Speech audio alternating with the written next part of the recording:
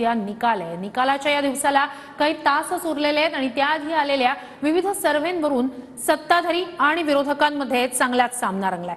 काही सर्व्हे महायुतीच्या तर काही सर्व्हे मवियाच्या बाजूने आहेत, तर काहींमध्ये अपक्षांच्या हाती सरकारचा फैसला दिला गेलेला आहे। पाहूया या संदर्भातला आमचा हा रिपोर्ट। निकालाच्या सर्व्हेवरून सध्या घमासान रंगलंय। काही सर्व्हेमध्ये महायुतीचं सरकार येतंय, काहींमध्ये महाविकास आघाडीचं, तर काही सर्व्हेमध्ये अपक्षांच्या हाती सत्तेचा खेळ जाऊन त्रिशंकू स्थितीचा अंदाज आहे। एकंदरीत एक्झिट पोलचे जे काही अंदाज पाहिले तर त्याच्यामध्ये महाविकास आघाडीला कुठेही स्थान नाहीये, महायुतीच ही सत्तेत येणार आहे हे चित्र स्पष्ट झाल्याचं दिसतंय। आणि म्हणून ही जी काही धावपळ चालू आहे महाविकास आघाडीची, कालची त्यांची हॉटेलमध्ये झालेली बैठक, त्याच्यानंतर एका गाडीमध्ये शरद पवारकडे उद्धव ठाकरे साहेबांकडे जाणे, हा सगळा प्रकार आता फक्त विरोधी पक्षनेता कोण होईल यावर त्यांची चाललेली ती खलबतं आहेत। बघा, त्या सर्वेच्या ऐशी की तैशी बरं का, त्या सर्वेचा सुरनळा करा आणि ज्यांनी केलेत ना त्यांच्याच हातात घाला सर्वे आणि हातात। हे सर्वेवाले जे आहे ते पेड लोक असतात सगळे। आम्ही पण त्या सर्वेवरती विश्वास ठेवत नाही पहिल्यापासून। हरियाणामध्ये काय झालं, उत्तर प्रदेशमध्ये समाजवादी पार्टीला 5 जागा मिळणार नाहीत, 40 जागा जिंकले। मोदींना 400 जागा मिळणार, बहुमतसुद्धा मिळालं नाही। लोकसभेला महाविकास आघाडीला आम्हाला 10 जागा मिळणार नाही, 31 जागा जिंकलो। तर सर्वेच्या ऐशी की तैशी।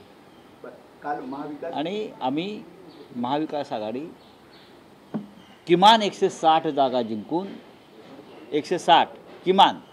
आज सुद्धा काही एक रिपोर्ट आला की उत्तर महाराष्ट्रामध्ये सुद्धा महायुती उमेदवार खूप मोठ्या प्रमाणावर निवडून येतील, तर स्वतःच्या बळावर ते सरकार बनवतील असं वाटतं। आणि आता ठीक आहे, थोडं जरा 24 तास थांबलं पाहिजे, लक्षात येईल सगळं काय।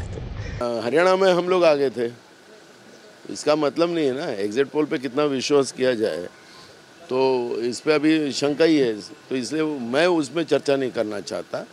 मैं सिंपल एक बात बोलना चाहता हूँ कि अभी कुछ घंटे बचे हैं, कल काउंटिंग है, काउंटिंग में जो भी पिक्चर आएगा दोपहर तक क्लियर होगा। आमचा अंदाज तर आहे की आमचं स्पष्ट बहुमत येईल, पण तरी सुद्धा एक्झिट पोलचे नुसार कमी जास्त जागा जरी आल्या तरी अपक्षांच्या माध्यमातून आमचं सरकार बनेल।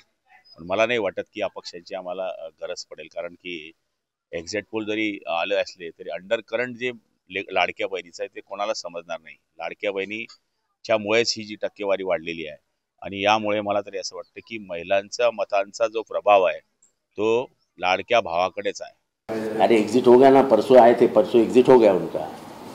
3 घंटे के पिक्चर के बाद एंट्री रहती है और एग्जिट रहती है। 3 घंटा ऐसा घूम के आए फिर एग्जिट हो जाते, फिर पिक्चर देखते क्या आप? नहीं देखते।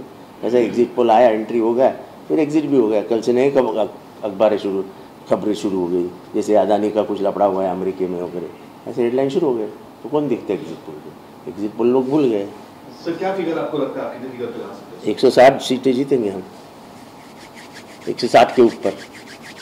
काही सर्वे हे महाविकास बाजूने गेले असते तरी बहुतांश मेजॉरिटी एखादा अपवाद सोडलं तर सगळे महायुतीचं सरकार येईल असं दाखवतं। आणि आम्हाला फील्डमध्ये काम करणार असल्यामुळे तो सेन्स आला आहे की सरकार आउटराईट वन वे 160च्या खाली नाही, खरं म्हणजे त्याच्या पुढेच जाईल, ब्रँडेड 160च्या खाली नाही असं सरकार येईल।